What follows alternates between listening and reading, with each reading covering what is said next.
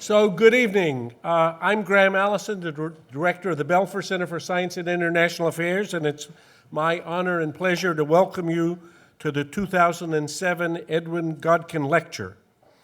Before I introduce this evening's lecturer, let me say a word about the person for whom this most prestigious of Harvard's endowed lectures is named. Edwin Godwin was the first editor of The Nation, to which he contributed a breadth of view, a moral tone, and a scholarly quality that immediately resulted in the journal's becoming among the most important and influential of the day.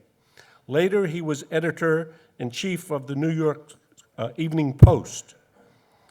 As this year's Godkin Lecturer, we're fortunate to have tonight one of America's foremost public intellectuals.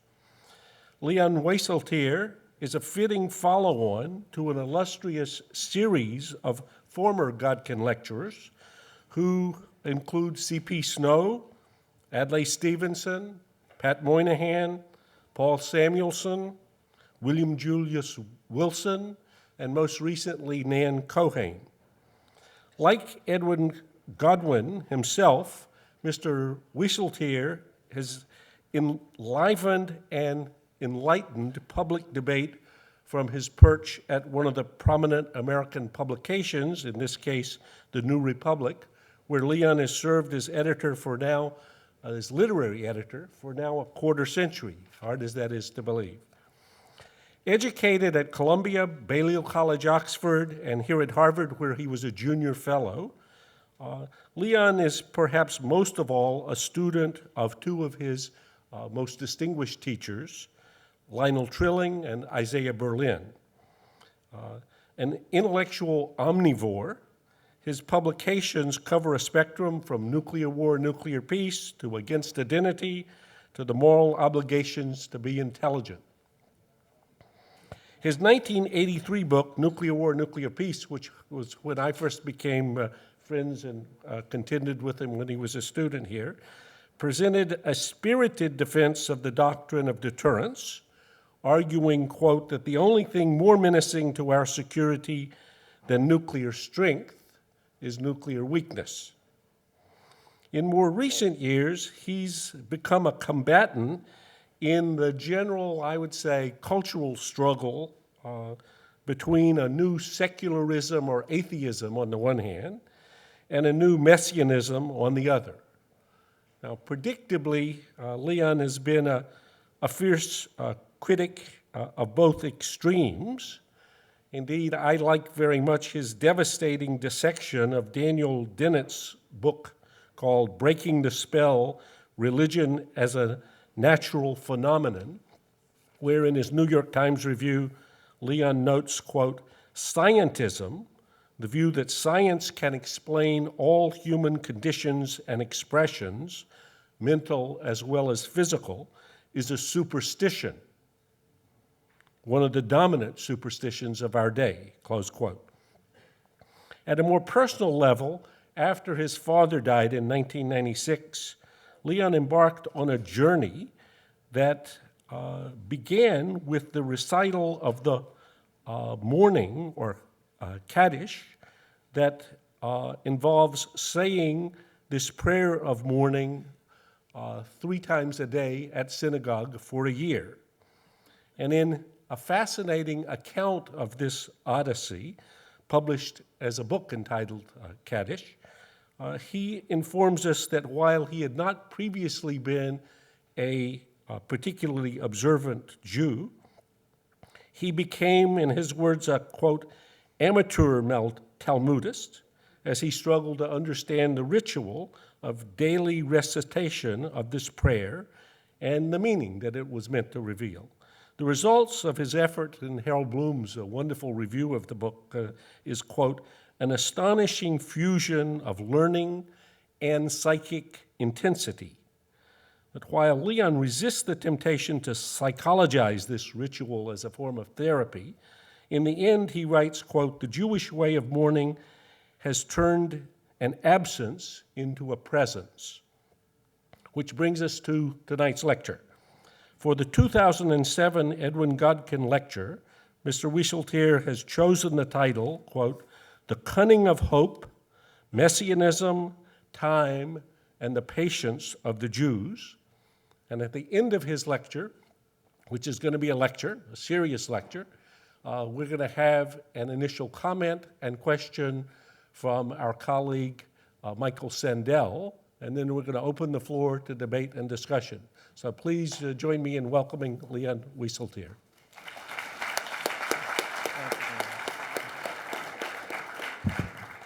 Hello. I am acutely sensible of the great honor that this university has bestowed upon me in asking me to give the Godkin Lecture for 2007, and I am deeply grateful for it. I thank my old friend Graham Allison for the invitation and the many good people in this building for assisting me with its pleasant arrangements. I spent many joyful years at this university in a small office in a wooden house on Mount Auburn Street, where a perfect freedom was granted to me, and in the open stacks of Widener Library, which were a paradise. There is nothing quite like the higher Cambridge, even if it is sometimes hard to find. In those years, I also went along to hear some Godkin lecturers, and I recall the impression of intellectual grandeur with which I came away, even when I disagreed with or was puzzled by what I had heard. Of course, the Godkin Lecture was once the Godkin Lectures, and you may be only a few years away from the Godkin Podcast. Why should this institution have been spared the forces of acceleration and abbreviation that are furiously transforming and in some ways disfiguring the rest of our culture? So I should warn you, I will be speaking tonight for an anachronistically long time. I only half apologize for this. Like many of my predecessors on this occasion, I propose to do a bit of real intellectual work. Anyway, my subject is the wisdom of patience. I am also keenly aware of a delightful irony. In my 25th year as the literary editor of the New Republic, I am here to give a lecture named for the founder of the nation. What makes the irony delightful is that Godkin's nation, which lasted from 1865 to 1881, was in fact the sterling precursor of the magazine at which I have served, a liberal magazine, committed to civil rights and free trade, unattached to any political party, ferocious about the quality of American culture, and keen to mix analysis with wit. Also, perennially fretting that advertising revenues were too few and editorial expenses were too many. This Godkin was not yet the high-minded and bigoted Mandarin whose mugwumpery the New Republic was eventually founded, in part to revise, in the name of a more genuinely democratic progressivism. Godkin's correspondence to Charles Eliot Norton in the early years of the nation might have come right out of my own offices. Here he is on June 30th, 1865, quote, "We are still $2,000 short.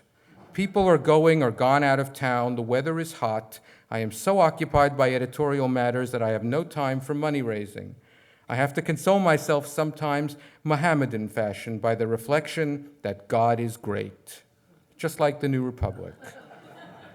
I noted that one of my predecessors here was Muhammad Khatami, so I guess Godkin had a vision. I have chosen to tax you tonight with a rather exotic subject. I wish to identify a current of Messianic thought in Judaism and to suggest that it may be unexpectedly illuminating about our own situation. I admit that its relevance will not be immediately clear, but please bear with me. I do not mean to imply that a liberal order or our liberal order must rely upon pre-liberal or anti-liberal traditions for instruction.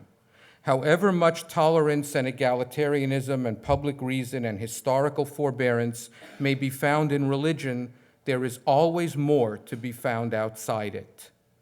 But religion, philosophically and historically considered, has in recent years been discussed much too coarsely, as if its very respectability deserves to be cast into doubt.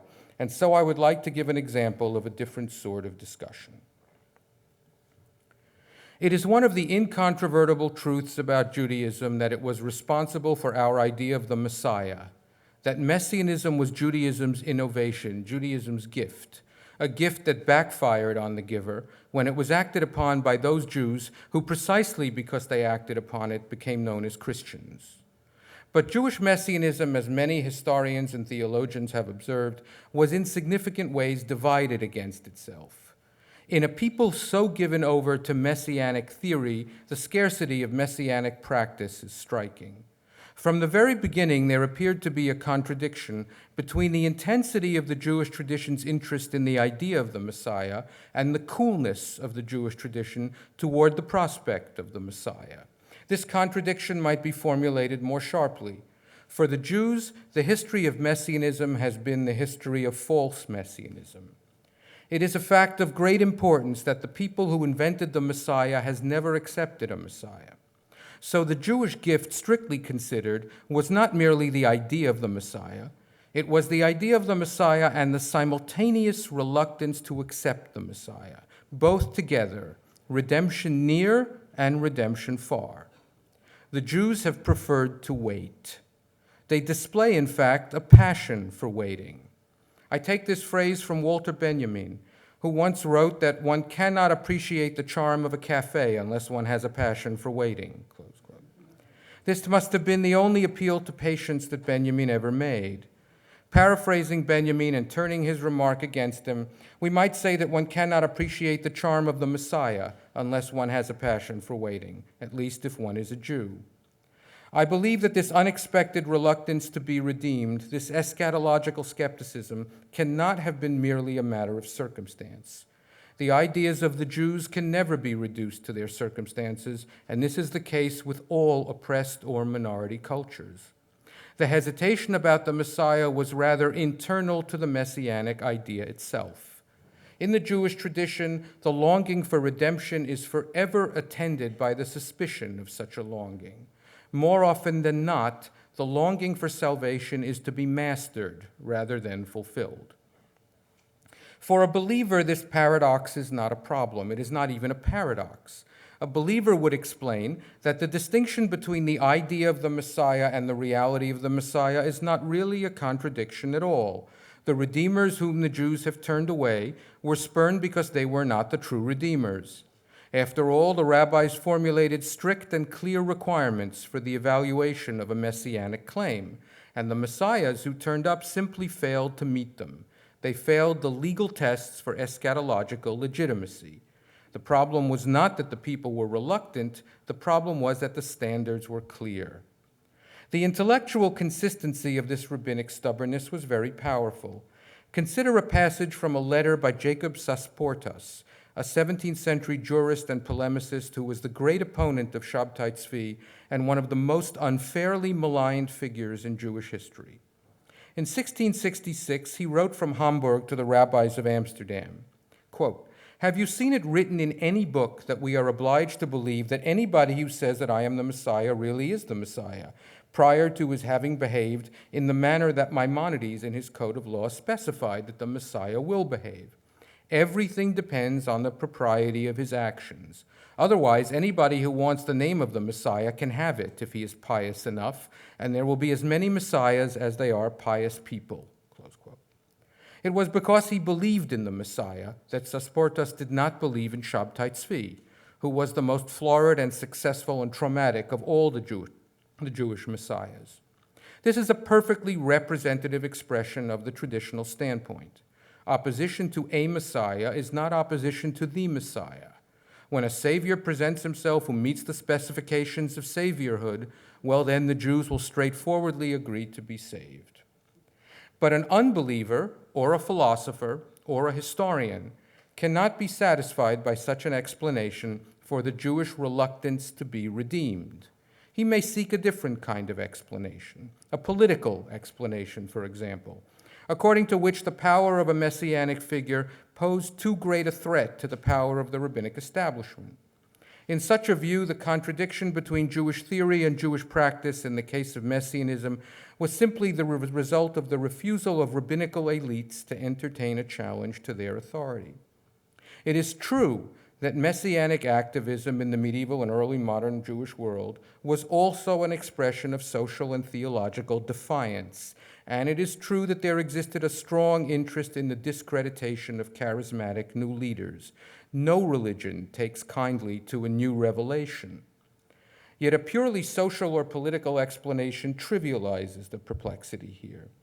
The contradiction between Messianic theory and Messianic practice was indeed an attempt to avert a collision between two types of authority in Judaism. But the aversion of that collision was, I think, more than the interest of an elite.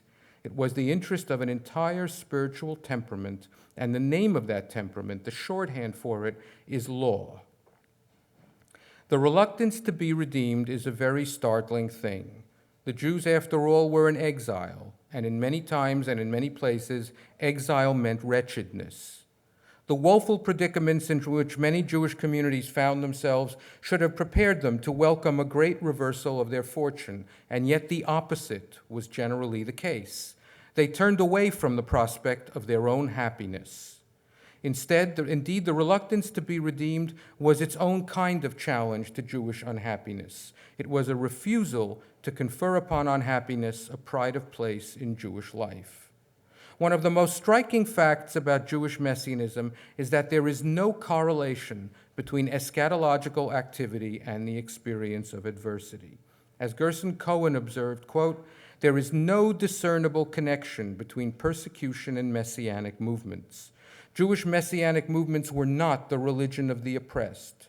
The Crusades, the Almohad invasions, the expulsions from England and France, the blood libels, the pastoral onslaughts, and the persecutions at the time of the Black Death, indeed even the expulsion from Spain and the Khmelnytsky massacres, did not generate a single Messianic movement.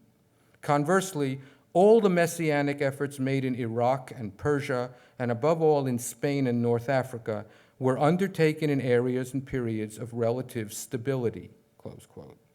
Jewish Messianism, in other words, was not essentially a social or political or economic phenomenon. It was essentially a religious phenomenon, the expression of a spiritual temperament within Judaism that threatened to conflict with a different and more normative temperament within the same faith.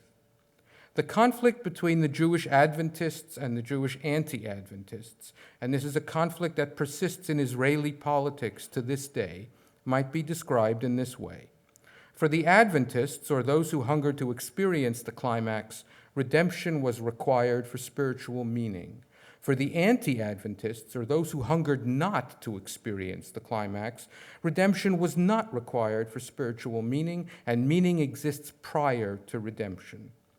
Redemption, after all, may be understood as an exchange of one kind of meaning for another, as a transformation in totality. In the words of Rabbi Judah Loew, the Maharal of Prague, who made Messianism into one of the central themes of his thought, quote, "The coming of the Messiah, which represents the creation of a new reality, will cause the reality that preceded it to be lost." So the arrival of the Messiah threatened the people not only with a climax of meaning, but also with an end of meaning. The dream of a perfect future has always served as the standpoint for the most devastating criticism of the imperfect present. But all its failings notwithstanding, the world in which the rabbis found themselves did not seem too paltry or too poor to nourish the soul or the community. Quite the contrary. The tension between the perfect and the imperfect was the only ground in which moral and spiritual existence made sense. This intuition was confirmed for me recently when I came upon a remarkable pronouncement in a compilation of laws and customs from late medieval Germany. The work records the practices and the sayings of Rabbi Jacob Molin, one of the figures who reconstituted Jewish life in Germany in the aftermath of the persecutions after the Black Death. In the chapter on the practices of repentance in the period between Rosh Hashanah and Yom Kippur, Molin is recorded as declaring that, quote, "The individual is required to repent daily as soon as he can, because in the days of the Messiah, repentance will not be accepted," close quote. I have searched for an earlier source for this view and have not found one. Molin explains it by an analogy with a Talmudic remark about conversion in the Messianic age. In the world made whole, repentance, like conversion, will be moot and even a little opportunistic. The world made whole, in other words, is a world that has no need of introspection, regret, shame, resolution, or growth. In what sense, then, may we regard it as a human world? It is whole, but it is finished. It is dull, listless, and redeemed. The world as the rabbis found it was not everything, but it was not nothing. Their eschatological skepticism may be properly understood as a defense of the sufficiency of their circumstances for the significance that they were enjoined by tradition to impute to their lives. The rejection of redemption reveals an extraordinary reliance upon one's own spiritual and existential situation, and the evidence for this reliance is Jewish law, or halacha. The performance of the commandments implies that this imperfect world is not so imperfect that the ideal of perfection and its pursuit is impossible within it. The premise of halachic life is that the absolute is here and now available. Jews of all people resolutely have not hated the world, and the centrality of law in Judaism may be understood as a regular rejection of such a hatred. If the Jews preferred to wait, it is because they do not lack the means with which to begin. They can be patient for the end because they are already in the middle. Impatience was deemed by the rabbis to be the supreme distortion that Messianism visited upon Judaism. Jews, as is well known, are forbidden in the Talmud lidchot et haketz and lechashev et haketz, to force the end and to calculate the end. They are forbidden, that is, to deplete the present, which is the only and proper time for moral, legal, and ritual life. For the rabbis, the fear of the Messiah was finally the fear of sin. They viewed the rupturing of history also as the rupturing of the legal and ethical framework. And the law as they knew it and observed it was a theater of religious meaning more desirable than any possible abrogation of it. There is something very radical and very affecting about such a measure of constancy to what is, about preferring tradition to salvation. This preference is stated with surprising candor throughout the medieval and modern tradition. I want briefly to follow it in some texts, as I was taught to do in Room G of Widener Library. Let us begin in 1263, in a remarkably blunt statement about Messianism made by Nachmanides on the second day of the dramatic disputation at Barcelona. Nachmanides addressed his words directly to the king, James I of Aragon, who keenly attended the discussion. Quote, "My Lord King, hear me. The essence of our law and our teaching is not the Messiah. You are worth as much to me as the Messiah. You are a king, he is a king. You are the sovereign of your nation, he is the sovereign of Israel. For the Messiah is nothing other than a king of flesh and blood like yourself." Nachmanides' point in this exchange was not only to diminish the centrality of Messianism in Judaism, he proceeded to a still more startling remark. Quote, "When I serve my Creator by your leave," addressing the king, "in your realm, in the conditions of exile and persecution and servitude in which we suffer the scorn of the nations daily, my reward is great, for I am making of my own body an offering to my God, and therefore I am more and more worthy of life in the world to come. But when a king of Israel, a king of my own faith, will rule the world, and I will perforce abide by the laws of the Jews, my reward will not be so considerable." Nachmanides' notion of the spiritual utility of fallenness is very striking. This is almost an argument for exile. The passage prefigures certain debates about Zionism centuries later, but never mind that now. It is Nachmanides' circumscription of the Messianic idea that I wish to illustrate. In this avowal of the great rabbi, we find again the Jewish attachment to actuality, and the insistence that the observance of the commandments is the Jews' highest purpose, and the confidence that misery and exile do not impair the Jews' ability to fulfill that purpose. Some of Nachmanides' bluntness may be attributed, of course, to the charged setting, the public context in which he was speaking. Indeed, the discussion of Messianism throughout the medieval tradition was frequently accompanied by the harsh echoes of the arguments between the Jews and the Christians about the proper interpretation of biblical eschatology.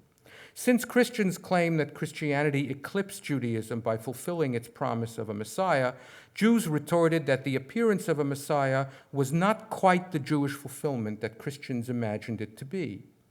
And yet it is clear from his other writings that Nachmanides' relaxation of Messianism was not merely a polemical matter. His polemic, rather, was a sharp external expression of a considered view about the proper place of the eschaton in Jewish life. In a book called Sefer HaGeulah, or the Book of Redemption, sometime in the early 1260s, he addressed himself not to the Christian authorities, but to his Jewish brethren, and it includes this reflection on the Messianism. Quote, "Know, God help you, that were we to decide in our hearts that our sins and the sins of our fathers have disqualified us from the promises of consolation, and so the exile will lengthen and endure without end, and were we also to conclude that God wished to torment us for his own reasons or for our own good, none of this would do any harm to any of the foundations of our faith. For the purpose of our reward is not the Messianic era, or to enjoy the fruits of the Holy Land, or the hot springs or of Tiberias, or other such pleasures." So the belief in the Messiah has a place in the Jewish faith, but contrary to the views of many modern thinkers, secular and religious, it does not have pride of place in Judaism. The objective of the faith is not redemption. The objective of the redemption is faith. One of the most striking elements of this remarkable statement is Nachmanides' unequivocal promotion of the individual over the collective, the spiritual over the historical. This patience had a long career in the history of the Jews. Its calming influence may be detected in a book called Or Adonai, or The Light of the Lord, in which Chasdai Crescas, the fiercely anti-philosophical thinker and one of the great statesmen of the Jewish community in Spain, completed in 1410. Crescas lists what he calls, quote, "the cornerstones of the Torah, the belief in which is mandatory, and the denial of which is a rebellion so enormous that the denier must be counted among the heretics. And among those necessary and inalienable beliefs, he does not include the belief in the Messiah. Indeed, he could not be clearer or more provocative about the loss of its urgency. Quote, the existence of the Torah may be imagined in the absence of the Messiah," close quote. This is an astounding sentence, especially as it was written by a man whose son had been murdered by the anti-Jewish mob in Barcelona in 1391. Joseph Albo was a student of Crescas. In 1413, he played a prominent role in the disputation at Tortosa, the longest and most troubling of all the debates that the medieval Christians imposed upon the medieval Jews. In the Latin protocol of that confrontation, it is recorded that, quote, "as if in a great rage, Rabbi Albo spoke as follows: suppose it were proved to me that the Messiah had already arrived, I would not consider myself a worse Jew for it," close quote. For Albo, too, one's Judaism does not stand or fall on one's Messianism. He was making the same point at the debate in Tortosa that Maimonides had made earlier at the debate in Barcelona. But his account, like Maimonides, was not dictated only by political pressure. In 1425, in Castile, he completed his great work on Jewish dogmatics, Sefer HaIkarim, or the Book of the Principles, written partly to fortify Jewish faith in the wake of the disputation, which had been the cause of a significant number of Jewish conversions to Christianity. Near the conclusion of his treatise, Albo discusses the place of Messianism in Judaism. Quote, "Whoever does not believe in the coming of the Messiah denies the words of the prophets and violates a positive commandment. And yet the belief in the coming of the Messiah is not so fundamental that the failure to believe it will annul the Torah in its entirety." Close quote. In Nachmanides, in Crescas, and in Albo, the survival of Judaism was more vital than the arrival of redemption. This view protected the oppressed community against a terrible demoralization, not least by reversing the Christian historicism, according to which the victory of the church was the proof of its truth and the defeat of Judaism was the proof of its falsity. The medieval Jewish disposition that I am describing had a long subsequent history. In Italy, in the latter half of the 16th century, the revolutionary scholar Azaria de Rossi cited Nachmanides' demotion of Messianism and as the last word on the subject, and added that, quote, "our goal is not the Messianic era, it is only the keeping of the Torah." The value of historical composure, of keeping your head in the inquiry into salvation, made a forceful appearance elsewhere in the same time, in Greece. There, Solomon ben Isaac Halevi, known as Solomon of the House of Levy, a remarkable preacher and communal leader in Salonika, asserted in a sermon to a congregation of exiled Portuguese Jews that, quote, "It is commonly known that we do not uphold the Torah of Moses so that the Messiah will come. Quite the contrary. We believe that the Messiah will come because we uphold the Torah of Moses, even if we conjecture that the Messiah will not come. Moses is truth and his Torah is truth," close quote. And in a sermon that he delivered in the winter of 1573, Solomon remarked that, quote, "Many times I preach to the populace that a man's reason for being a Jew is not that in the future the Messiah will arrive. Whether the Messiah arrives or does not arrive, an individual of Israel is obligated to be a Jew by the intrinsic truth of Judaism," close quote. It is just as well that Solomon preached about the limits of Messianism often during the year, because on that particular Sabbath, his cautionary words about a historical convulsion were defeated by a natural convulsion. In a brief preface to his sermon, he records, quote, "As I was preaching, the ground shook powerfully, and only I did not feel the earthquake, owing to the intensity of my devotion to the words of the Torah. Most of the people who were present in the synagogue rose and fled," close quote. And so the rabbi taught the great lesson of eschatological patience to an empty room. He insisted that the world would not turn upside down, even as it was turning upside down. In 1625, Rabbi Saul Mortera preached a sermon to his congregation of Portuguese Jews in Amsterdam. Some years later, Mortera became the teacher of the young Baruch Spinoza, and in 1656 he played a role and thereby achieved a modern notoriety in the great renegade's ban of excommunication. But in his sermon in the autumn of 1625, which was recently discovered by Mark Saperstein, Mortera pauses in the middle of a philological discussion of the name of the city of Jerusalem to make this remark, quote, "Our perfection and our greatness do not hang upon the greatness of Jerusalem. If the Messiah comes and if the Messiah does not come, we are Jews, and all that interests us is the observance of the Torah." Mortera did not repudiate the belief in the Messiah, he demoted it. In the 19th century, in Pressburg, in Slovakia, Rabbi Moses Sofer, the most trenchant enemy of modernity that Judaism ever produced, further reprised the tradition of eschatological moderation. In a responsum on the question of dogma in Judaism, he declared that the belief in the Messiah is an important Jewish belief, but not an essential Jewish belief. Quote, "It is impossible for me to believe that our redemption is one of the foundations of our faith, so that if this stone is removed, the wall will come tumbling down, heaven forfend.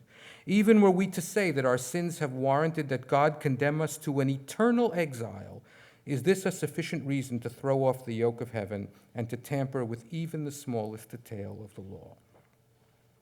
A final and decidedly unrabbinical example. In the 20th century, the cause of Jewish inexcitability was championed by a non-legal thinker and non-religious Jew who thought repeatedly and tormentedly about the law. I am referring to Kafka. In Kafka's notebooks for 1917-1918, there appears this aphorism, quote, "There are two human sins from which all the others derive, impatience and indolence. It was because of impatience that they were expelled from paradise. It is because of indolence that they did not return. Yet perhaps there is only one major sin, impatience. Because of impatience they were expelled. Because of impatience they do not return." And later, in a famous paradox, Kafka wrote, quote, "The Messiah will come only when he is no longer necessary. He will come only on the day after his arrival. He will come not on the last day, but on the very last." All these figures lived in different times and different places, and for the purpose of my picture, I have torn their pronouncements out of context. Still, a picture does emerge. All these thinkers believed in the Messiah, and all of them were content for the Messiah to tarry. Unlike some of the most celebrated Messianists in history, unlike Jesus and unlike Marx, they did not anticipate that they would themselves witness the fulfillment of the promise. The kingdom of God was not at hand. For all of them, redemption seemed a little redundant. And this feeling of the redundancy of redemption, I want to suggest, is one of the great achievements of the Jewish tradition and it is owed significantly to the primacy of law. The passion for waiting was owed in part to an anxiety about discontinuity, but it is important to understand that this anxiety was a measure of strength, not a measure of weakness. It was expressed not only about the traditions of Jewish Messianism, but also within those traditions. I want to be clear, there is a great diversity of Messianic doctrines in Judaism, and not all of them reflect the temperate yearning that I have been extolling. There were many Jews who were in a great eschatological rush and burned with salvific desire, and many of them wrote books. There is an old strain of impatience in the Jewish Messianic tradition. It was militantly utopian and militantly apocalyptic, and it forever dreamed of a new beginning. This new beginning would be announced by a number of signs, and not least among them was the abrogation of the law. Antinomianism is an old and recurring feature of apocalypticism in Judaism. An impatience with history was frequently expressed as an impatience with law. In the era of redemption, particular laws will become obsolete. The Talmud famously explains that the Hebrew word for pig is chazir, from the root for return or restore, because, quote, in the future God will restore it to Israel. Or the entire system of Jewish law may be replaced by a hilchata de Mashiach, a messianic law. For the apocalypticists, there was an essential tension between law and redemption, but they were perfectly prepared to risk their duty upon their happiness.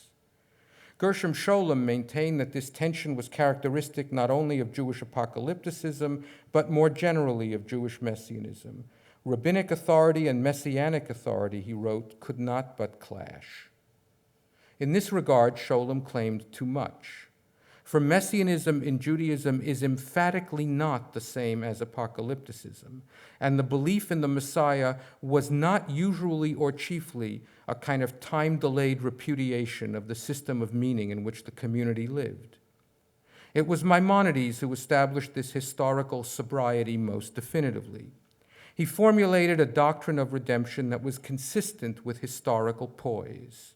Unlike many of the authorities whom I have just cited, Maimonides did include the belief in the Messiah among the foundations of Judaism, but the messianism that he promoted was not a theory of explosion, quite the contrary. His interpretation of messianism is a long instruction in eschatological equilibrium.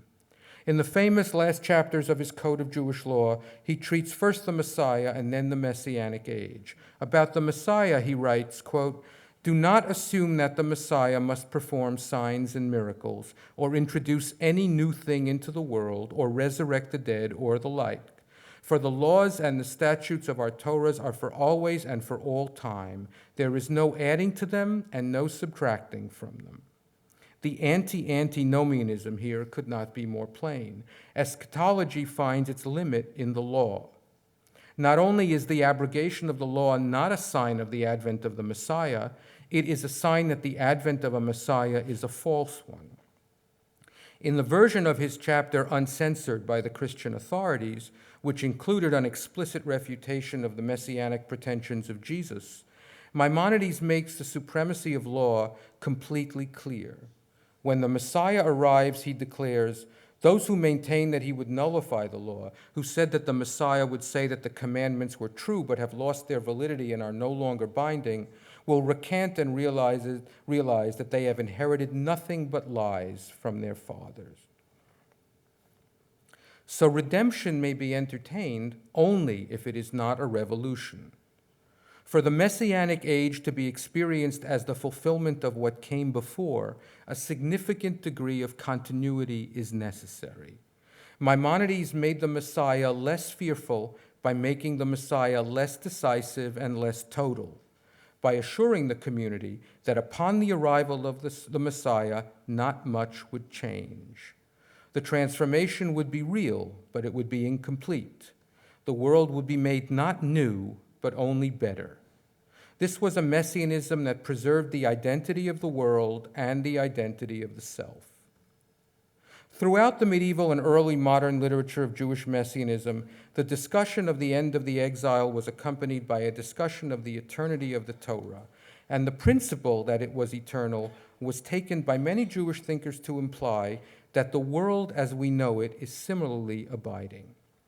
Isaac Abravanel, in a work on the principles of Jewish faith composed in Venice in the last years of his life, asserted that the lastingness of the Torah and the lastingness of the world are both required by the belief in the wisdom of their common creator. Quote, "The structure of reality was derived from the structure of the divine Torah, and both were endowed by the same shepherd. And this was all for the sake of reality's purpose and to perpetuate the existence of the world. And just as the structure of the world will never change in its general form, so too will the Torah never change." This text, and there are others like it, refer to certain mythological elements in the Midrash, but they contain also an important philosophical idea. It is that a belief in the law is also a belief in the world. The world that was created according to divine wisdom was not a perfect world, and the need for law is itself a measure of its shortcomings, but it was a sufficient world, a world right for its purposes. So the commitment to normativity removes the grounds for the rejection of the world, and also for the hunger to destroy it so as to renew it. Normativity is what stands in nihilism's way. The acceptance of the world that is at the basis of Jewish law is not a variety of complacence, since the law is itself a standpoint for criticizing the world, but the law-abiding Jew nonetheless feels adequately conditioned. Law is the great Jewish constraint upon the millennium. Halacha is the antithesis of utopia. In the Jewish tradition, realism is often idealism's unlikely friend. Jewish Messianism has been commonly interpreted as an expression of Jewish idealism.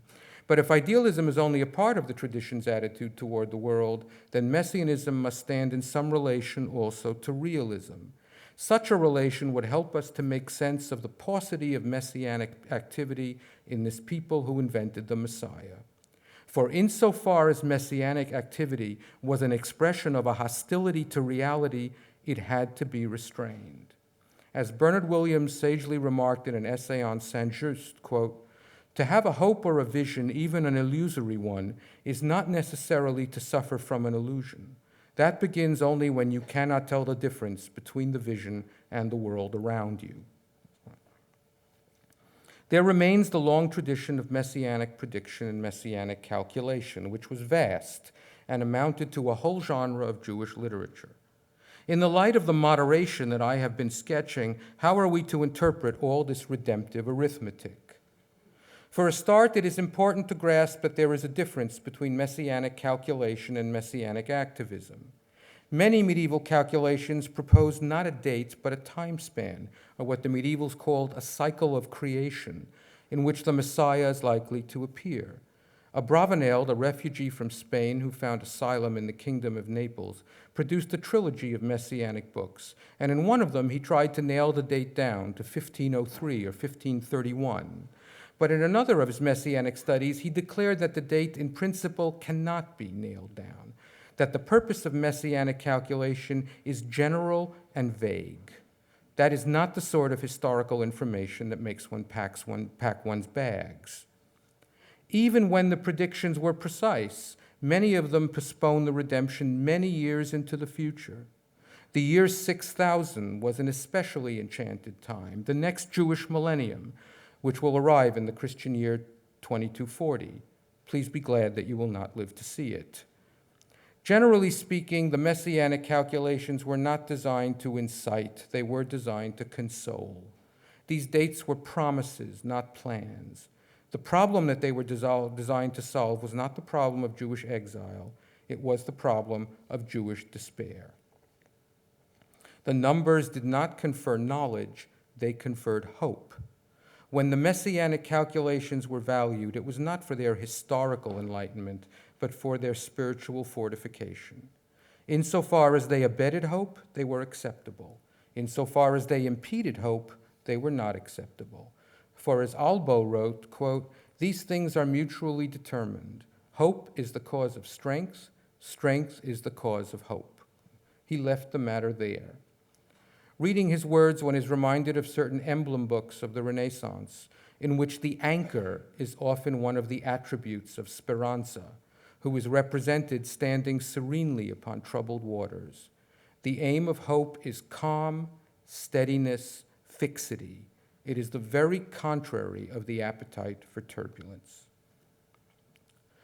While there is no correlation between crisis and messianic activity, there is a correlation between crisis and messianic speculation. This is not hard to understand. In the wake of persecution and displacement, particularly in the wake of expulsion from Spain, the messianic idea, the speculation was not enough. There was a wound to heal, and the discussion of the Messiah and the concretization of the promise was a salve. But again, persecution is never the whole story, not for any subaltern group and not for the Jews. I propose that there is another way to understand this disjunction between messianic fantasy and messianic activity, between the theory and the practice. The disjunction is problematic and seems like a contradiction only if we continue to accept the most common assumption about Jewish messianism, which is that it was essentially revolutionary. Scholem, in particular, stressed the revolutionary character of messianism. He painted a stirring and romantic portrait of the messianic energies in Judaism. And with the flamboyant figure of a certain Moses Dobrushka, a Moravian Frankist who became a Freemason and died with Danton at the guillotine in 1794, Scholem believed that he had tracked the Sabbatian fever of redemption all the way to the French Revolution. More recently, the revolutionary interpretation of Jewish messianism has been popularized by the so-called secularization thesis, according to which Marxism and the revolutionary traditions of the modern world are at bottom translations and transpositions of Jewish or Judeo-Christian eschatology. But what if the opposite is true? What if messianism played not a revolutionary role in Jewish life, but a conservative role? Scholem's most celebrated formulation for Jewish messianism was this, quote, a life lived in deferment. Scholem believed that messianism demanded a price, and the price was a certain unreality that attached to Jewish existence. He wrote, quote, there is something grand about living in hope, but at the same time there is something profoundly unreal about it. It diminishes the singular worth of the individual, and he can never fulfill himself, because the incompleteness of his endeavors eliminates precisely what constitutes its highest value. Thus, in Judaism, the messianic idea has compelled a life lived in deferment in which nothing can be done definitively, nothing can be irrevocably accomplished, and there is nothing concrete that can be accomplished by the unredeemed. To a student of the Jewries of the medieval and early modern world, this passage is deeply vexing. Nothing concrete that can be accomplished by the unredeemed. As a description of the inner and outer realities of traditional Jews, this is spectacularly wrong. Jewish life was never as drained by the future as Scholem describes it, and what prevented such a depletion was the law. It was the objective of the law and of the halachically constituted community to ensure that something can be done definitively, can be irrevocably accomplished, and this objective was realized annually, monthly, weekly, daily, hourly. The striking thing about Jewish life in exile was not how much was deferred, but how much was not deferred. So I would describe the conservative character of Messianism this way. It protected the traditional acceptance of the world by confining the desire for change to a hope. For the acceptance of the world was worthy of protection. The acceptance of the world was indeed one of the great attainments of a people to whom the world had been distinctly not kind. This was the spiritual challenge posed by Jewish Messianism, to criticize the world without rejecting it, and to change the world without destroying it. Or conversely, to accept the world without becoming complicit in it. The paradoxical character of this eschatological temper, which sought to conserve precisely what it wished to perfect, accomplished both these goals. Messianic speculation was not the contradiction of quietism, it was its complement. It bled off the bitterness about history that might have brought down the whole thing. So is hope then a form of insincerity or bad faith? Was it, as Scholem believed, an enemy of reality? Not exactly. The understanding of Messianism in Judaism will not be furthered by platitudes about the relationship of theory to practice, because hope stands somewhere between theory and practice. It is an act chiefly of the imagination. It is the ground of, but not the reason for, historical action. Hope is a weak form of historicity. It is a way of living in history, but unhistorically. Quote, "The longer the Messiah will tarry, the greater will be the hope," Maimonides explained to the Jews of Yemen in 1172. Better hope than disappointment. That is the Jewish retort to utopianism. In the Jewish tradition, then, Messianic speculation, thinking about the end of history, was a kind of thinking about change that was not a preparation for action. Action to improve the world had other foundations, in law and in morality. Messianic calculation described the point at which the world would be changed by an accumulation of actions, none of which were designed to change the world. The Messiah will arrive, the ancient rabbis said, when all the people of Israel properly keep 2 Sabbaths. Did they mean that the keeping of the Sabbath was a messianic act? They did not. They meant only that the performance of legal and moral duties by the individual and the community would have an effect upon the destiny of the Jews and the destiny of the world. But both those destinies are to be attacked indirectly. We are not enjoined to live climactically, we are enjoined to live significantly. A Messiah who is not a revolutionary, criticism without nihilism, a change that is not an end, fulfillment without closure, a climax that preserves, a hope that neither lulls nor incites. Those are not contradictions, they are rather the terms of Messianism in Judaism. A modern formulation of this unhurrying attitude survives in a modern poem by Yehuda Amichai about a patisserie in Jerusalem. Ani mechapes bechayai hatchalot chadashot umotze rak shinuyim. I search my life for new beginnings and find only changes. In this regard, the terms of Messianism as I am describing them are remarkably unlike the terms of Messianism in modern Western politics, which was disfigured for centuries by the infatuation with the Messianic. Adorno wrote, at the end of Minima Moralia, that, quote, "The only philosophy which can be responsibly practiced in the face of despair is the attempt to contemplate all things as they would present themselves from the standpoint of redemption." The Jewish tradition, or at least a substantial portion of it, counsels otherwise. In the face of despair, it teaches resistance to redemption. For what is redemption if not an invitation to despair? The version of hope that I have been describing is not at all like the version that Jonathan Lear, in a stimulating and beautiful book, recently portrayed as radical hope. Lear's subject was the spiritual survival of the Crow Indians in the aftermath of the breakdown of their culture, which occurred as a result of the destruction of the buffalo and the confinement of the remnants of the tribe to reservations. In the words of the last great chief of the Crow Nation, and then in an extraordinary interpretation of one of the chief's dreams, Lear discovered the uncanny phenomenon of an optimism that has no plausible basis in reality and yet is real. He characterized it as, quote, "the bare idea that something good will emerge, a commitment to a goodness that transcends understanding, the hope for a coming back to life in a form that is not yet intelligible." The contentlessness of this hope, the ascendancy of the will out of the blockage of the imagination, the faith that owes its strength not least to the probability that it is based upon nothing, all this is what made the hope of the Crow so extreme and so moving. Now, one may wonder whether a hope so general, a hope without an object, has really eliminated all traces of despair. Radical hope looks a lot like a wager, more specifically like a last gamble, and a last gamble is always an act of desperation. The hope that I have identified in the Jewish Messianic tradition is not like this one. It is not exactly an act of desperation. It is certainly not contentless. When the Jews suffered historical defeat, they did not, to borrow a phrase from another philosopher, lose their concepts.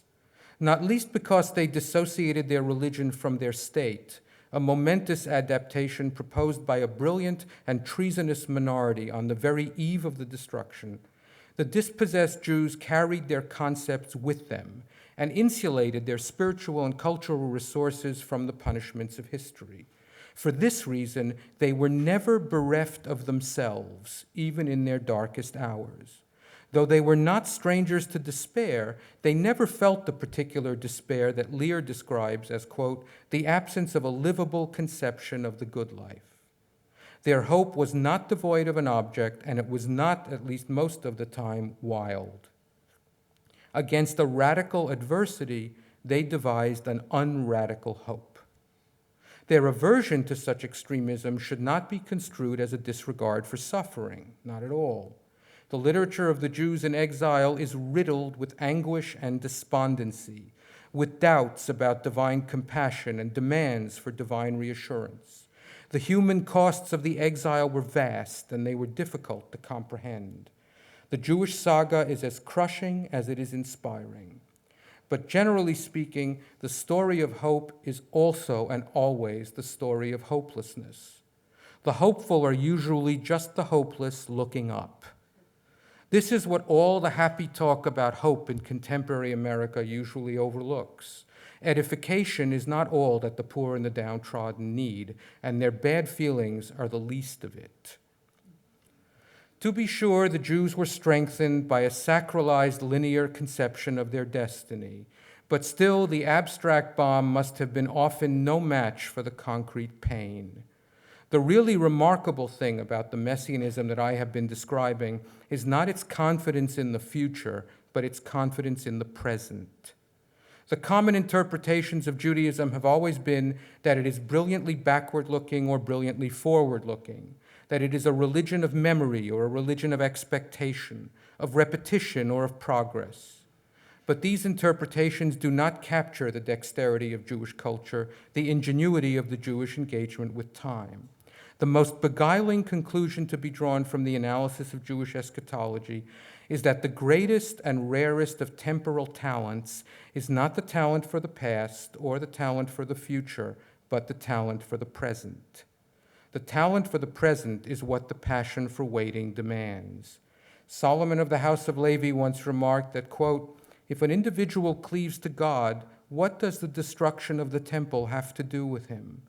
The power to cleave and to pray and to plead is available even in the era of exile, where there is nothing lacking for perfection. Nothing lacking in our circumstances, nothing lacking in history. There is nothing lacking for perfection, that is, except the nothing in ourselves. Of course, living in the present can also be the shallowest form of living. To live wholly in the present is not to live in time, as hedonists and mystics have always known, and therefore it is a mutilation of experience which is essentially temporal. The confidence in the present that served as one of the grounds for Jewish moderation in the expectation of a better future was never an absolute confidence. Not the pure present, but the sufficient present was the setting of this wisdom. For this reason, this example of a skeptical and non-catastrophic ideal of redemption, of a reasoned and unillusioned expectation of progress, might also quiet some of our own doubts about the illegitimacy of all eschatological reflection. Those doubts were a brave and valid response to the disasters of totalitarianism, which were all experiments in the ending of history. But the complication for those of us who now live in the aftermath of those savage experiments, who enjoy the physical and philosophical security that was won for us by statesmen and intellectuals who preceded us, is that it may not be possible to live meaningfully without also living teleologically. How much should totalitarianism be allowed to discredit? Are all ideologies as dangerous as those ideologies? Does a yearning for universal justice always disguise a yearning for universal power? can we think historically without worshiping history? In the crisis in which our country now finds itself, these questions must not seem heretical. While the worldview of militant Islam poses no ideological threat to American life, I do not see how the struggle against militant Islam can be satisfactorily justified except in the name of a worldview of our own. And to have a worldview, as Robert Musil once observed, you must have a view of the world. In a view of the world, I would include a view of history. I find nothing troubling or embarrassing about the notion of an American ideology, though the substance of that ideology must be the subject of a vigorous and essentially unsettled debate. And I do not see how such an ideology can do without a moral interpretation of history, without a longing for a free and safe and just world. Such a view and such a longing are a long way from policy, of course, and they may serve as the cause of failure as well as success, of shame as well as glory. But an abdication of our faith in historical progress will lead inexorably to an abdication of our historical agency, and that will lead inexorably to historical regress of a truly hideous kind. Individual virtues will not do the work of historical purposes. The American introversion that followed the end of the Cold War has lasted well into the period after September 11th, and the political controversy about our intervention in Iraq seems to be giving it additional energy. Is it any wonder that the end of history was proclaimed in a society merrily addling itself with goods and gadgets? What seems to have occurred with the death of ideology in the 1990s is this: dialectical materialism has been replaced by undialectical materialism. So now is not a bad time to recover the consciousness of our historical powers and our historical responsibilities. Anyway, history is not about to let us forget them. Chastened hope is not refuted hope. The American ideology, whatever it is, certainly has no need of Maimonides or Abravanel, but each of us knows only what he knows, and so I wish to offer as the eccentric contribution of an American who learned long ago to find the whole world in his own tradition, that this alien example of ameliorist messianism may be useful to our current thinking, because it teaches that what stands between the realization of our historical dreams and their degradation is nothing more but nothing less than patience. Thank you very much.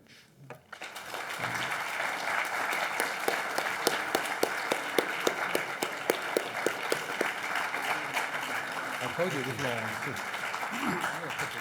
Okay. So to begin the conversation, let me call on Michael Sandel. Michael is a professor here of government and has been long involved in these debates. He's the best professor of government, and he's going to make a comment and put the first question. Then we're going to be open for questions from the audience. There's microphones here on the floor, but Michael first, please. No, please to come here. Yeah.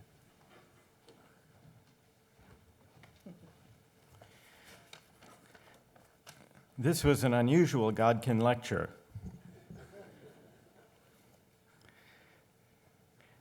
Usually here at the Kennedy School, when I come, I hear talk of nuclear weapons and social security, not Nachmanides and redemption. And what Leon warned us that his would be, he called it an exotic lecture. And the questions, I actually have two questions, and both have a common purpose, and that is to see whether I can sharpen the sense in which what Leon offers as an exotic lecture actually poses a challenge to the way those of us in American public life and at the Kennedy School commonly think about politics today. Now, I, like the rest of you, was just listening to this lecture as Leon gave it, so I was struggling to make sure I understood it all enough to frame a question. And so Leon will tell me if I got it wrong. As I understood it, the lecture was a polemic. It was an elegant polemic, a politico-theological polemic against Messianism, or at least, if you listened closely, against a certain Messianism, a utopian, impatient Messianism. But like all polemics, that description of it, of the message at least, is partial and incomplete. And I wondered, listening, whether Leon's polemic against Messianism doesn't rest on a premise at odds with the polemic. And I would like to put that, to play out that suspicion, to put it in the form of two questions, which address really the two dimensions of the talk. One is a theological question, and the other is a political one. The theological part of the polemic was in praise of a certain religious temperament, which Leon said, which was bound up with the willingness, even the passion, to wait, the passion for waiting of the Jews. And I wonder whether, what about this passion for waiting? There's waiting, and then there's waiting. There's waiting in the sense of just passing time, hanging around, endless, pointless waiting, the kind of thing young people do at the mall. And then there's... That's not what I had in mind. Right. Well, this supports my suspicion. Yeah. But then there's another kind of waiting, and I just want to make sure everyone understood the distinction between the two. That's why I'm trying to sharpen and to make you more provocative. The second kind of waiting is waiting in anticipation, waiting for something, hopeful waiting. And that's a very different kind of waiting, because the patience, the passion, it's hard to imagine that the first kind of waiting could generate any passion at all. That's just hanging out. Whereas the passion that animates the waiting seems to rest on, presuppose the anticipation. So here's my theological question. Doesn't this polemic against Messianism rest on, let me say one more thing before I put the question. The alternative to revelation is law. Leon celebrates and praises law, halacha. This is the realm of the rabbis over the prophets. The prophets are disruptive. The rabbis prevent revelation, the messianic hope, from spinning out of control. So it's interpretation over eschatology. That seems to be the polemic in favor of interpretation over eschatology. But just as waiting presupposes anticipation, waiting for something, interpretation presupposes some meaning that's revealed, contained in this text. And if it was revealed once, you can't rule out the possibility that there could be some future revelation or prophetic moment. So here's the question. Doesn't the polemic, Leon's polemic in praise of the temperament of waiting, rest on a suppressed and implicit but persistent messianic possibility in Judaism? That's the first question. And there's a political parallel to that question, Graham. So I sense you've been waiting in anticipation for the political upshot of this.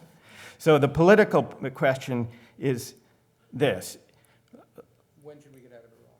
Now, when should we get out of Iraq? The political part of the polemic was a kind of a polemic for liberalism and even liberal skepticism. And Leon mentioned that and pointed out in zealous times, in Nachmanides times, there was a need to tamp down, to restrain messianic and utopian impulses. Here's my question about the political polemic for liberalism that this lecture offered us.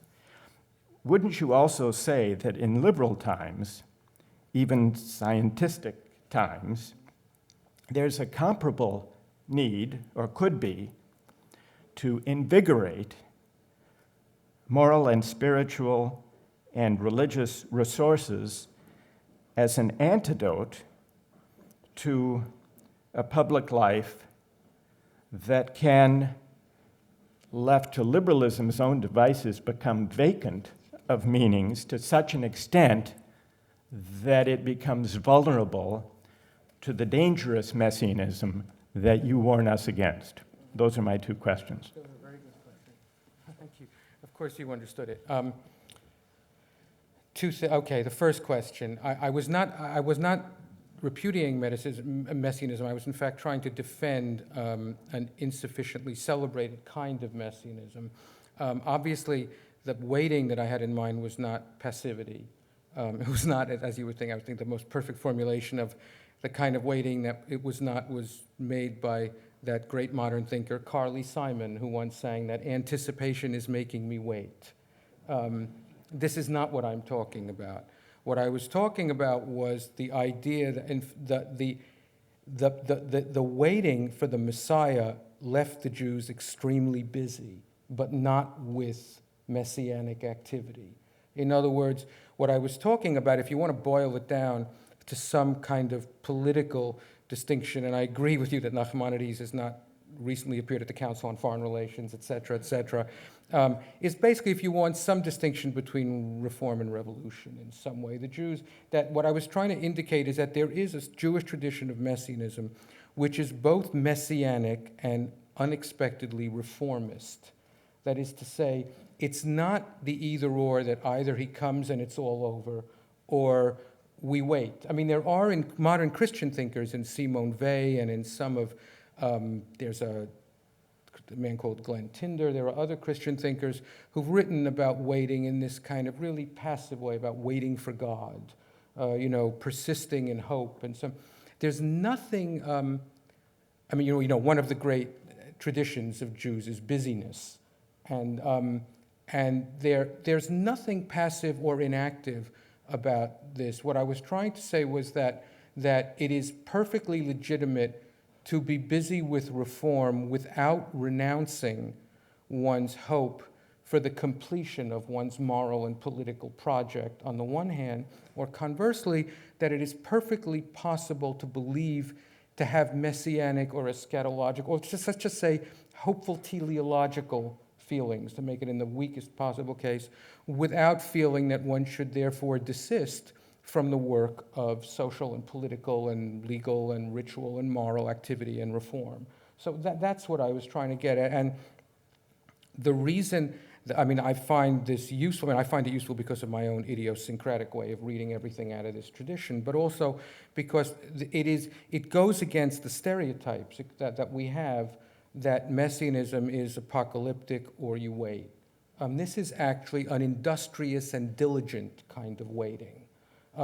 And the expectation of a better future never serves to relieve the individual or the community of the need to make things better. So that's and in that sense, and this goes to what your second question is, that I guess you're right. I didn't want to use the word liberalism, not because I don't like to use it. I like to use it actually to spite people, especially in Washington. But it is liberal in the sense, well, let me put it this way. There are vacant liberalisms and non-vacant liberalisms, or call them robust liberalisms, or even better, there are liberalisms that seem procedural and passive and simply, hang out at the mall watching other people's ideologies and positive opinions parade through and wonder what on earth to do about all this deep feeling and eschatological thought. And then there are liberals there's a liberalism that recognize that liberalism too may be defined by certain propositions about human nature, human community, and history, and that it is possible to have a liberal view of progress that is not utopian or messianic, and that is immune in various ways from the corruptions that led to the crimes et cetera, et cetera, et cetera. So in that sense, it's liberal. Now, I say it's liberalism. It's odd. I mean, I came here and rained upon you all this arcane stuff from religion. I'm not one of those people who, as I said, I don't think that American liberalism or Western liberalism needs any of this. I think that this is stuff that liberals who also happen to be religious or liberals who were raised in certain traditions, I mean, nobody invents the language in which they speak. Nobody invents their traditions. We all come from somewhere, and we all try to find our way through the world in terms of words that we've inherited, ideas that we've inherited, which we modify, et cetera, et cetera. So I'm not saying that what American liberalism needs to do is read Maimonides, obviously. Nor, by the way, do I think it needs to read Reinhold Niebuhr. I mean, I'm actually a radical separationist. I think that if liberalism cannot find secular spiritual resources, which I believe exist, for positive propositions about the self, the community, and history, there's nothing that any amount of religious homilies or progressive preaching will do for it.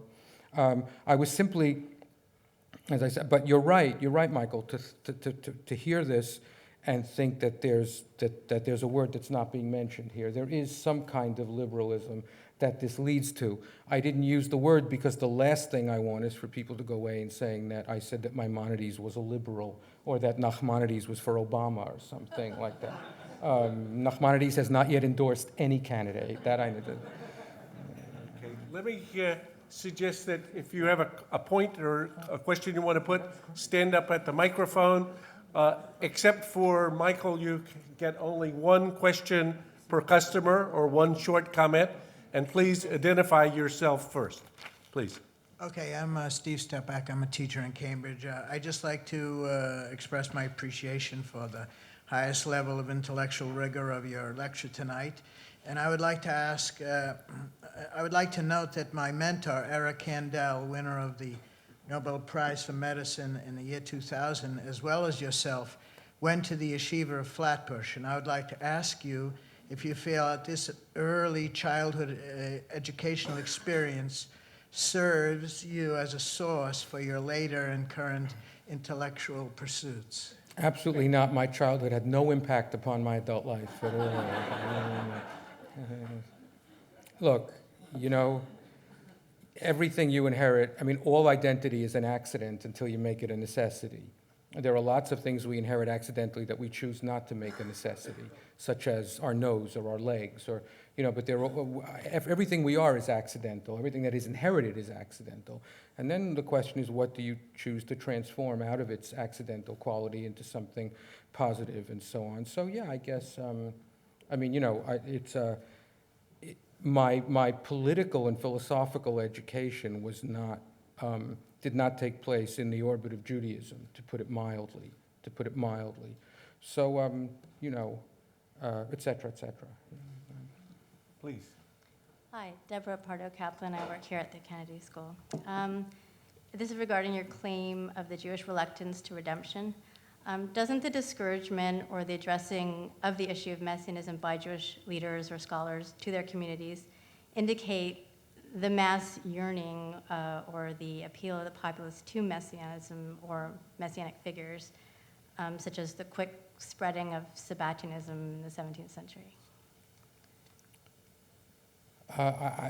Look, as I said, all the great religions have all the spiritual temperaments in them. There is legalism and there is apocalypticism in all the great religions. I mean, the thing about great religious traditions is that everything is in them, and the spiritual or intellectual or cultural profile of a particular period or place is usually determined by what it is in the tradition that you choose to italicize, what you choose to emphasize, and so on.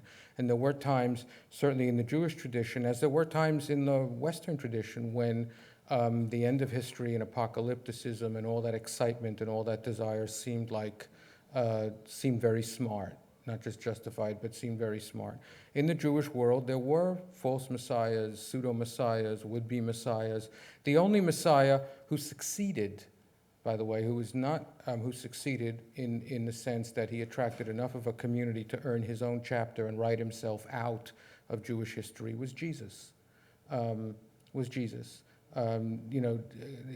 Jesus is not taught in the history of the false messiahs of Judaism for a whole variety of reasons. And there's some basis in reality for that.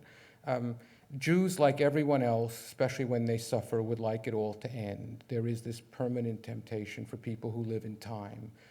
The idea that what they have to get to is the future. I mean, futurity is obviously both a very fundamental element of human life and a very deceptive one in some ways. And it creates certain seductions. And no one is immune to it. No one is immune to it. The point that I was making was that Sholem, and in the wake of Sholem, there's been a lot of writing about the excitement and the glamour and the centrality of the apocalyptic elements, of those elements in Judaism that actually did want to calculate the end and hasten the end. And one of the things that has struck me over the years in studying this stuff is that Sholem's picture is very glamorous and very exciting, but it's not, I think, representative. It's not, I mean, Shabtai Tzvi was a phenomenally important and catastrophic, manic-depressive pseudo-messiah whose campaign left traces in Jewish life for a very long time. But the idea that Shabtai Tzvi was in some way a normative figure, or that the history of the Sabbatian movement is an adequate way of understanding how Jews felt about time and the future and redemption and its content, that seems to me wrong. It's very sexy, but it's not correct. Let's take this gentleman, please. Hi, I'm Elin Overstern. I'm a student at the Kennedy School. Thanks a lot for bringing a different perspective to the forum. It's not often that we hear Amichai quoted in the forum. Throughout your lecture, I was thinking... He was for deterrence, by the way. I just want to be clear about that. Yes. I was thinking on which side of your argument does Zionism fall? Oh. Is it an industrious and diligent waiting that claims agency for the present, or is it an impatient form of utopianism? I think Zionism has nothing to do with Jewish Messianism, except insofar as it appealed to certain Messianic feelings. I think that that Zionism is a modern secular phenomenon, that a kind of a worldly miracle that the Jews brought out of themselves, not another worldly miracle. I think that there were obviously, there are optical illusions in history, especially in Jewish history. It was perfectly understandable that people would see the restoration of Jewish sovereignty in the Holy Land as if not the fulfillment of a certain promise. Whatever one thinks about the state of Israel, anyone who's actually studied the history of the promise knows that that's not true. In the same way that in the same way, for example, that in the wake of the 67 war, a book came out that was very, very influential in Israel, in which, the 73 war, in which soldiers who'd fought on the Suez Canal said that they finally understood what the fighters in the Warsaw Ghetto felt like. Perfectly understandable analogy, historically false from beginning to end. The fighters in the Warsaw Ghetto did not have an army, did not have an air force, did not have a state, et cetera, et cetera. So there are these optical illusions. I think that Sholem, one of his great services, was in insisting, as a historian of Messianism, that Zionism is not to be mistaken for the latest instantiation of that energy. And more, insofar as people thought it actually was a betrayal of the Messianic tradition insofar as certain Zionists believe that they have millenarian ambitions. The one final thing I'll say is that one must make a difference in the discussion of the, if you will, the Messianic or spiritual dimensions of Zionism between the state and the land, whereas I have no doubt that the state is a perfectly non-eschatological human creation, that it is a state like other states, which was the idea, and so on. It is true that the land poses a permanent metaphysical temptation to anybody who has read the Bible or been raised in this tradition. I mean, you cannot drive to Ramallah and pass a place called Beit El without remembering that that's where Jacob dreamt his dream. Now, I don't think that the precise interpretation of Jacob's dream should have been brought up at Annapolis yesterday. right? But still, the land is an inescapable temptation, because, well, et cetera, et cetera. So, but no, I think that the kind of eschatological moderation that I was describing took place within the tradition, and whereas secular Zionism may in some edifying way seem to resemble that, Zionism is outside of both of these traditions. I really do believe, look, I mentioned the secularization thesis. Finally, it comes down to the question of whether you really do believe that something new happened in what we call modernity or not. There are people who try to show that nothing new happened, and it was all translations and transpositions, that Marx was Jeremiah, and the Nuremberg laws was the council of various, the Nicene Council, et cetera. Or you believe that, in fact, there was such a thing as modernity, there was a rupture, there was a new conception of historical agency, and that modern nationalism is not the same thing as ancient peoplehood. And that's a basic philosophical, historical decision you have to make. I think it's clear what I think about that. We have time for 3 short questions and 3 short answers, and this gentleman's next. Thank you. My name is Zinovi Weyman, and I met Leon in Jerusalem in the last century. So my question is that how there is tradition in Judaism. There is Torah, laws of Torah you mentioned, and Torah Be'al Peh. Also, you mentioned in answering the question about success of Jesus, and I will add success of Muhammad, who appropriated a lot of He was not a Jew. Jew. But he appropriated. No, he's not on our head. No, Okay. no. Okay. Go ahead. Okay. Yeah. And Jews were living in shadows of people who accepted Jesus and Muhammad. How do you know that they were honest in their writings, like Nachmanides, and their speeches? Because I can see the debates which they were participating in, like debates at Harvard. If you say something wrong, you are history, or you may be punished. That's my question. Let me say 2 things. First, what the Jews suffered in the exile in medieval Europe was worse even than political correctness, I have to say. Secondly, there's a very easy way to read these texts. If a Jewish thinker addresses a Christian audience and says something, and you go back to his works that were written in Hebrew for a Jewish audience, and he says the exact same thing, we have no reason to doubt that that was in fact his view, that this was not just a tactical, polemical point. That was one of the reasons that I took pains to show that some of these views about the relative insignificance of the Messiah, of Messianism in Judaism, whereas it may have seemed like the sort of thing that Jews would have said in a debate, in a disputation with the Christians. The fact is, all of these things were written by Maimonides and Nachmanides and Albo and Sofer and others. All of this was written for internal consumption. This is what these thinkers wanted Jews to believe. And in fact, this is what they themselves believed. When they got up at the disputation in Barcelona and Tortosa, they weren't spinning. They were speaking what they thought.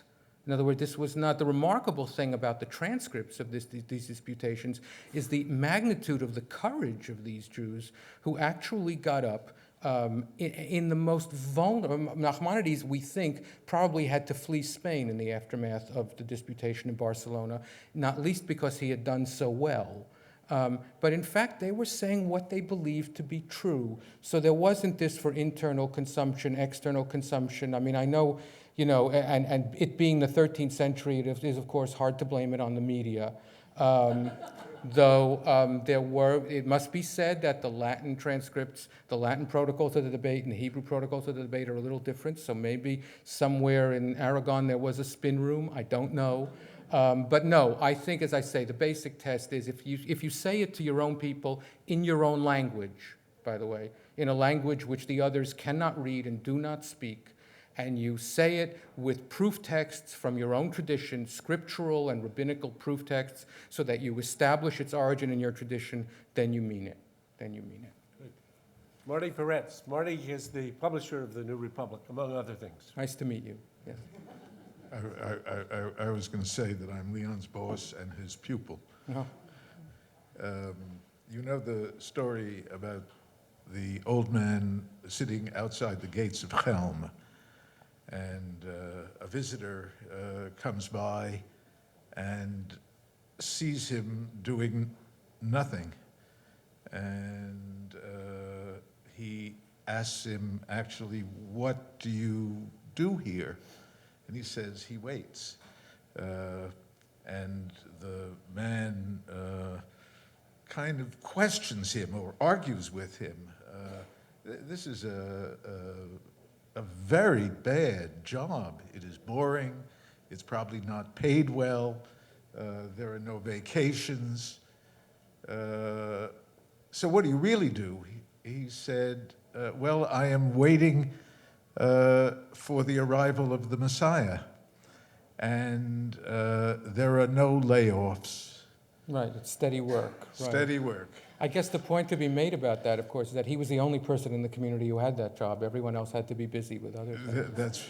That's right. I don't mean to demean your speech, your lecture, into talking about something quite contemporary.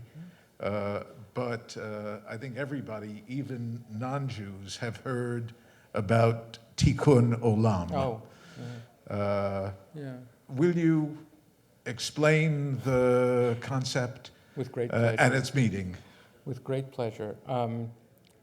Yes, that's actually a very good point. In recent years, owing to the influence of a particular journal, the concept of Tikkun Olam has been taken to mean, taken to have certain eschatological messianic fixing the world. And there is a passage in a very ancient, one of the oldest prayers in the prayer book and the liturgy, called Aleinu L'Shabeach, which some of you may know, which talks about in the second paragraph to litaken olam, to let's call it fix the world, b'malchut Shaddai, under the kingdom of God. And it all sounds, in fact, the phrase Tikkun Olam appears in the Mishnah, in the tractate having to do with divorces, which is probably as good a place as any to speak about fixing things. But I mean, and what happens there, the rabbis, the Mishnah goes through a series, what they do is it lists certain tiny reforms that the rabbis thought were controversial, and then reassuringly writes, no, accept these reforms, mipnei tikkun olam, which is for the repair of the world. But the point of the rabbinical expression tikkun olam is the opposite of a grandiose, planetary, revolutionary, permanent redemption of the world. It really is what we would call fine-tuning. I mean, tikkun olam in the Talmud really means something. It means repairing in the way that when one string on a guitar breaks, you replace the string. You don't replace the guitar. Tikkun olam, the way certain people think of it, means you get a new guitar. It's not about that at all. It actually has a kind of, it's a deeply reformist, pragmatic, practical thing, and it's always about small lacks or flaws in certain social institutions that need to be, I guess the technical term, as we would say in America, is tweaked. I guess tikkun olam, properly translated, and this is terrible, is the tweaking of the world. But that's what it is. It's the tweaking of the world. So in that sense, I guess it falls into this tradition that I've been describing, which is, which I guess you could say is morally serious, but historically not too ambitious. That's what it is. It's exactly what, it's actually the opposite of what most people think it is. The last question, please. Hi, my name is Deborah Kaplan, and I'm a student of Jewish literature here at Harvard, a graduate student. And my question is this: what do you make of the Jewish literary preoccupation with messianic themes, with themes of redemption, and in particular, with would-be messiahs or false messiahs? And how does that fit into the framework that you've outlined? In Jewish literature? Yes. Oh, well, I mean, it's a lot of the texts that you have in mind were, of course, produced in what we now call the age of ideology. There are a lot of, Sholem Asch and Singer and other people. Those texts really, in some ways, were attempts to read some of the philosophical and political perplexities of their time back into the tradition and so on.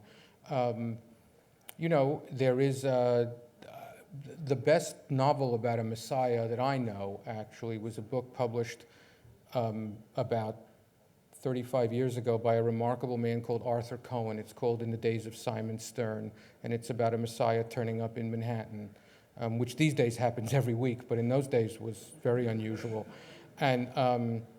And if you read that book, you'll see that is basically a critique of Messianism by means of an illustration. You know, the problem with the figure of the Messiah, and this is something that you get when you read Sholem on Shabtai Tzvi, but also some of the literary figures, is that messiahs tend to be extremely unattractive and maladjusted and power-hungry individuals. It is very hard to make a messianic pretender or a messiah into what we would think of as a hero.